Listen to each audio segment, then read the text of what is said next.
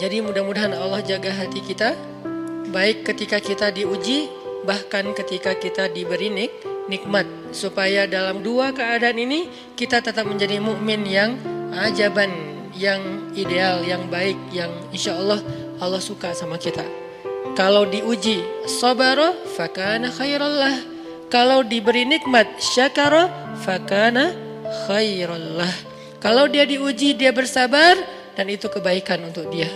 Ternyata diuji ujung-ujungnya baik. Lewat apa ujian menjadi kebaikan? Lewat sabar. Bukankah Allah bilang wabasyiris sabirin? Sampaikan berita gembira kepada orang yang sabar. Ada banyak kebaikan yang Allah sediakan untuk orang yang sabar kalau dia sabar. Dan kalau diberi nikmat syakara. Kalau diberi nikmat dia bersyukur. Fakana khairallah. Kenapa nikmat kok menjadi kebaikan? Maksudnya dengan dia bersyukur Allah tambahkan kebaikan itu. La in syakartum la azidannakum. Jadi orang beriman itu kayaknya hidupnya tuh harusnya sih nggak ada bete-nya.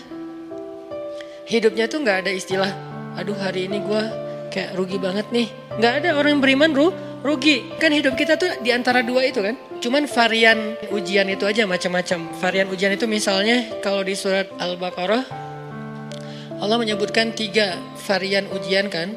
Ba'sa, dharra, zulzilu. Ujian fisik, ujian harta.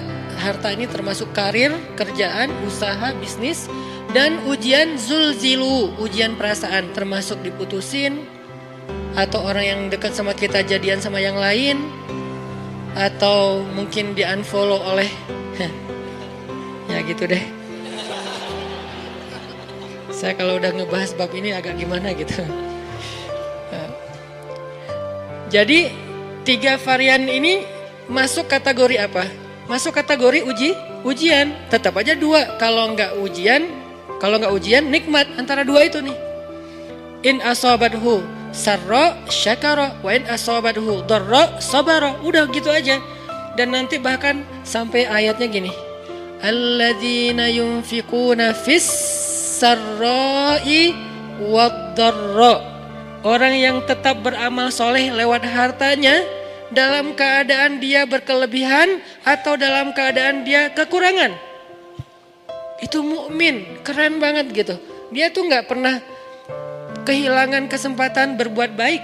Baik beramal soleh ketika dia dalam keadaan dikasih nikmat maupun beramal soleh ketika dia dikasih ujian, tetap aja beramal soleh.